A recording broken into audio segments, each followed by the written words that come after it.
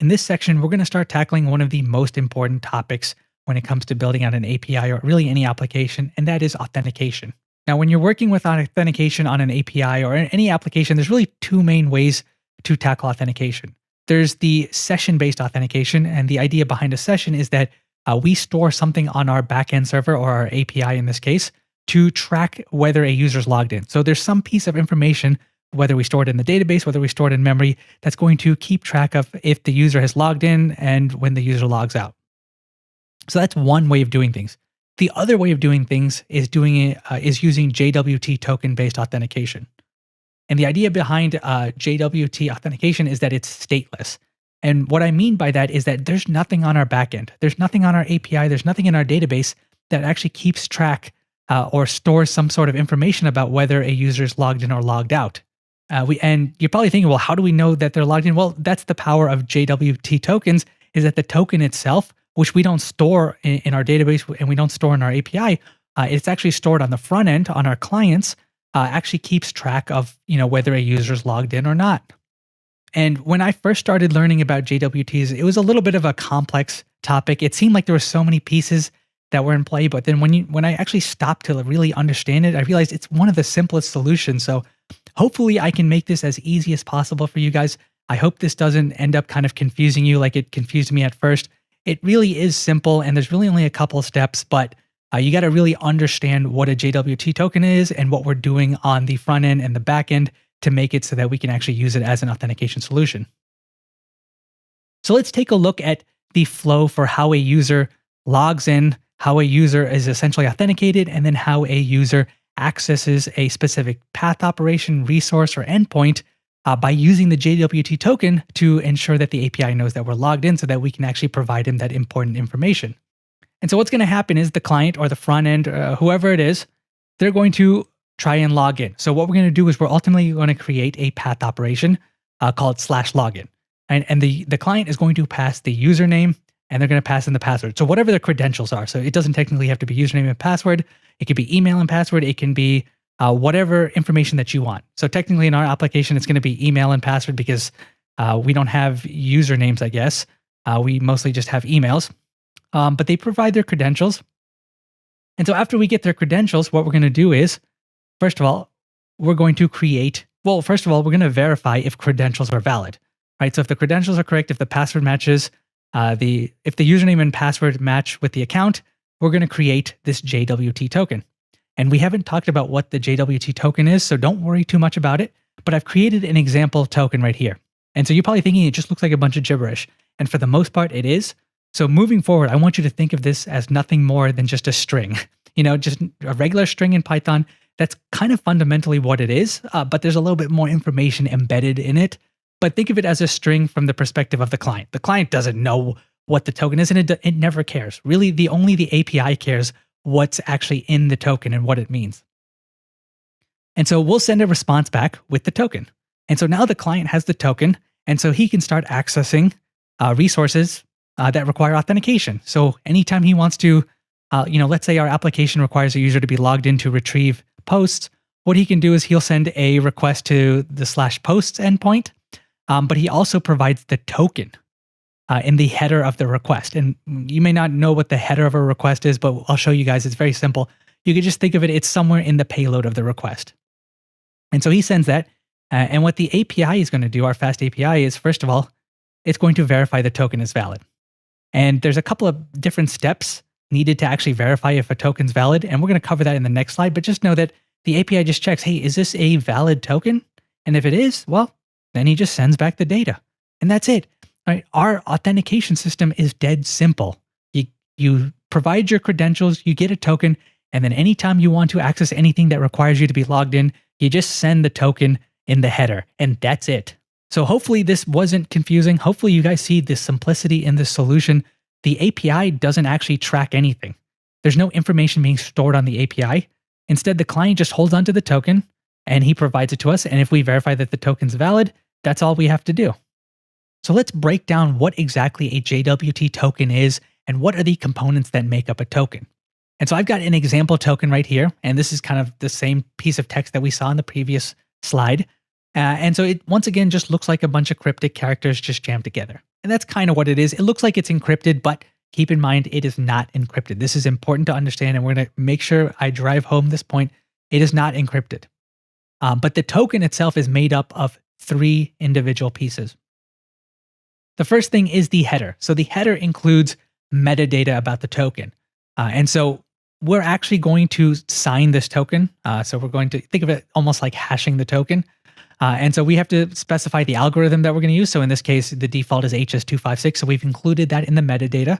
And then you can see the type is set to JWT. So this is a JWT token. So that's why the type has been set. So the metadata is going to be the same for all of our tokens. This is just kind of fixed. Don't worry too much about it. It's not really that important. We don't really ever touch it. Now the payload is a little bit more interesting. So the payload of a token is ultimately up to you. You can send absolutely no payload. You can send any piece of information that you want to send within the payload. You can include anything that you want. However, you want to be careful with what you put in the payload because it's important to understand that the token itself is not encrypted. And so that means anybody else in the outside world can take a look at a token and they can see what's in the payload. So you don't want to put any confidential information. You don't want to put any passwords or secrets or anything like that. Instead, you want to stick to some very basic things. So very common things that we put in the payload are, what is the ID of the user, right? So when I log in, right, normally our API is going to create a token and then embed my user ID into the token so that when I ask to get all of my posts, the API will be able to take a look at the token, verify it's correct, extract to the payload, and it'll automatically know the ID of the user that requested this.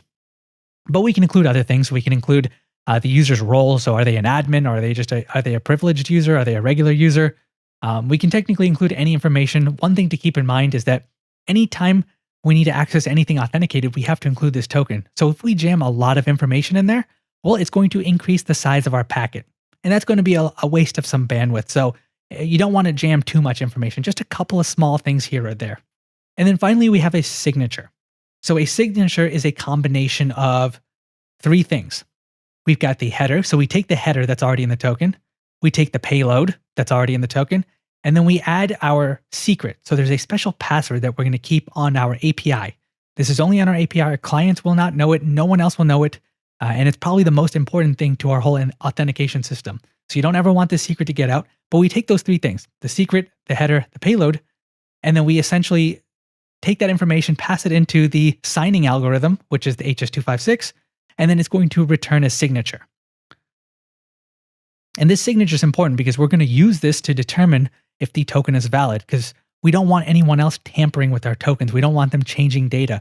I don't want some user to log in and then just start changing numbers in here to make it seem like it's a different user, because then they can potentially access other users' information. And so that's why we have this signature. It's just to make sure that no one has tampered with our specific token. And so, I just want to drive home that same point. First of all, there's no encryption. So anyone can see the data. The signature is just there for data integrity. And what that means is no one has changed it. That means all the data that we have in there is still what it should be. No one has messed with the data. All right. And if you're still confused as to what a signature is, we're going to take a look at how signatures work, why we use them, and how they ultimately help us detect if someone changes any of the information in our token in the next slide. And then I think at that point, you guys will see it's not really a complex concept. And once you get that, you'll see that the whole authentication process is fairly simple. Okay, guys, so we're going to do a deep dive into why we need the signature within the token. And you'll see this slide may look a little complex. There seems to be a lot of boxes, a lot of things going on. But as soon as I explain this, I think you guys will see that it's not too complex of a concept. So let's break this down step by step. Let's say a user has logged into our application, he's sent our credentials, and our API has created the token, and it's in the process of sending it back to the user. So this is going to be our token that we create on our API, and it's going to have 3 things. The same 3 things we discussed in the previous slide. We've got the header that's got all the metadata. It's got the payload, right? And this is going to have whatever information we want to put in the payload. And in this case, we've decided to embed the user's ID as well as his specific role. In this case, he's a plain user. He's not like a special privileged user or a staff user or an admin. He's just a regular user of our application, so he can only do very specific things. And then we have to generate a signature. And our signature is going to be a combination of 3 things. It's going to be a combination of our header. And remember, this header is the same thing. So even though our token already has the header, what we do is we take that header, we take the payload with the specific pieces of information we've included in there, and then we include finally our special super secret password. Remember, this password only resides on our API servers. Nobody else has access to it. Our clients don't have access to it. The front end doesn't have access to it. Only we have access to it on our API server. And this is very important because this is the special password that no one should ever have access to. And so we take all of these three things, we pass it into a hashing function essentially, and then we create a signature. And so we take these three things, and that's going to make up our token. And so we send that back to the user. Now, let's say that we've got a user who decides that he wants to do a little bit of shady things, and he wants to kind of hack our application and do some bad things to our application ultimately. And so what he's figured out is like, hey, look, this token, right? It's not encrypted. I can see all the data. I can see that I'm a user. And so what he's decided to do, he changed a few bits in the token to make it now read admin instead of user. But he could have really done anything, right? He could have changed the ID so that it's someone else's ID and he could potentially have access to someone else's information. It doesn't really matter, but he's changed a few things. And so now he's got this token, which has the header, signature, and payload, and he's now a admin user, or the payload says he's an admin user. Now, the reason he can't actually do this is because ultimately, remember, the signature that's currently in the token was generated by having a header, the same header, and then you pass in the payload with this specific ID and a role of user. And then you pass in the secret. And so this signature is no longer valid. He can't use this same signature because it's not going to match up with the data that he has. So if we actually try to create a signature from this, it's going to look different. And so what he has to do is he has to create a brand new signature so that it matches the data he's sending. However, he can't create a brand new signature because he doesn't have this super secret special password. This only resides on our API server. And so if he tries to create a brand new signature, he can only pass in the header and this payload into the hashing function to generate a new signature. And so that, once again, is not going to be a valid signature because when he sends, let's say he does create that signature with only the header and the payload and no secret. Well, we now have this token, right, that's made up of these three things. We send it to our API. And what our API is going to do is to verify if the token is valid, he does a super simple test. He takes the header, he takes the payload, and he takes the secret, and he creates a test signature. Because remember, that's what we did in the first place to actually create the original token. We take the header, the payload, the secret, and we pass it in to our signing function. And we pass it into our hashing function and create the signature. So we do the same thing, and then we take the signature in the token that was sent by the user, and we just compare them. If they don't match, which they won't, because remember, he doesn't have access to the secret. And since we use the secret in our hashing function, right, the signatures aren't going to match. And we know that this token is not valid. So this signature, once again, only ensures that the data integrity is still valid, that no one has tweaked any of the bits, no one's changed any of the data. That's all the signature can do. It can just verify that it hasn't been changed since we created the token in the first place. But once again, and I can't stress this enough, anybody can change the data of a token. Anybody can see the data of the token. They just can't generate a brand new signature because they don't have access to the secret. And so that's why the password's so important, because that's how we ensure that the token hasn't been manipulated or changed in any way, shape, or form. So hopefully that made sense. I didn't understand this at first. It took me a while to actually grasp why we needed the signature. I just kind of was like, I'll figure this out later. But after a year or so, I was like, oh, this is actually a super simple concept. And hopefully I can do a slightly better job of explaining it than some of the documents that I read when I was first learning it. And hopefully this kind of, gets rid of some of the unnecessary stress that kind of comes with learning about JWT-based authentication.